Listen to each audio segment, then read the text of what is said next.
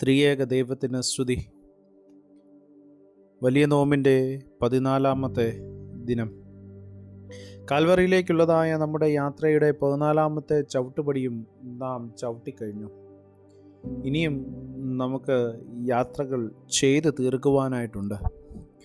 ഇനിയുള്ളതായ യാത്രകൾ ശരിക്കും പറഞ്ഞാൽ കഠിനമേറിയതായ യാത്രകളാണ്.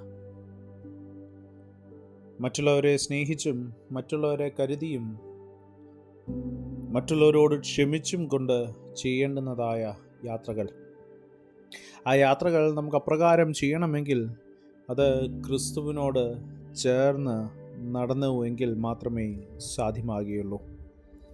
ഇന്നത്തെ നമ്മുടെ അല്പസമയത്തെ ചിന്തയ്ക്കും ധ്യാനത്തിനുമായി തിരഞ്ഞെടുത്ത വേദഭാഗം അപ്പോസ്തലനായ വിശുദ്ധ പൗലോസ് കൊലോസ്യർക്ക് എഴുതിയ ലേഖനം 3-ാം അധ്യായം അതിൻ്റെ 13-ാമത്തെ വാക്യം.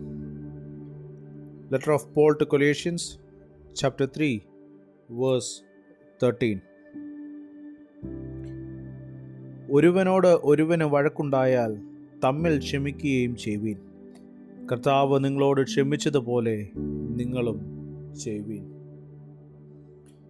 മഹാനോമ്പിൻ്റെ അല്ലെങ്കിൽ വലിയ നോമ്പിൻ്റെ 14-ാമത്തെ ദിവസം നമ്മെ ക്ഷമയുടെ വഴിയിലേക്ക് വിളിക്കുകയാണ്.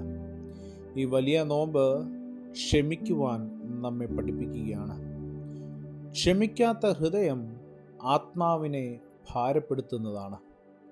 പുറമേ പ്രാർത്ഥനയും നോമ്പും ഉണ്ടെങ്കിലും ഉള്ളിൽ ദ്വേഷം നിറഞ്ഞാൽ ആത്മീയ വളർച്ച തടസ്സപ്പെടും.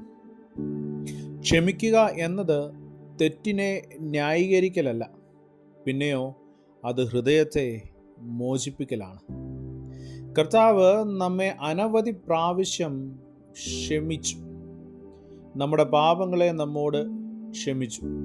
അതേ കൃപ മറ്റുള്ളവരിലേക്ക് ഒഴുകുവാൻ നാം തയ്യാറാകണം. ഇന്ന് നമ്മോട് തന്നെ നമുക്ക് ചോദിക്കാം, പ്രിയരെ, ഞാൻ എപ്പോഴും ആരെയെങ്കിലും മനസ്സിൽ കുറ്റപ്പെടുത്തുന്നുണ്ടോ? എൻ്റെ ഹൃദയം പൂർണ്ണമായി സ്വതന്ത്രമാണോ? ക്ഷമയുടെ വഴി അത് എളുപ്പമല്ല, പക്ഷേ അത് സമാധാനത്തിലേക്കുള്ളതായ വഴിയാണ്. ആ സമാധാനത്തിലേക്കുള്ള വഴിയിൽ ക്ഷമയോടെ സഞ്ചരിക്കുവാൻ, മറ്റുള്ളവരോട് ക്ഷമിച്ചുകൊണ്ട് മുൻപോട്ട് പോകുവാൻ ഈ നോമ്പ് കാലങ്ങളിൽ നമുക്ക് ഇടയായി തീരട്ടെ. അതിന് ദൈവം നമ്മെ സഹായിക്കട്ടെ. കണ്ണുകളെ അടയ്ക്കാം, പ്രാർത്ഥിക്കാം. ഞങ്ങളുടെ കർത്താവേ, ക്ഷമിക്കുവാൻ ഞങ്ങളെ പഠിപ്പിക്കണമേ.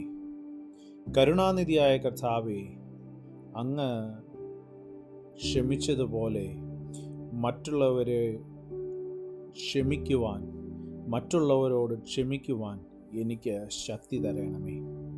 എൻ്റെ ഹൃദയം ദ്വേഷത്തിൽ നിന്ന് മോചിപ്പിക്കണമേ. നിൻ്റെ സമാധാനം എന്നിൽ നിറയണമേ. യേശുവിൻ്റെ നാമത്തിൽ തന്നെ ആമേൻ. സ്നേഹത്തോടെ, ജോയൽ അച്ഛൻ.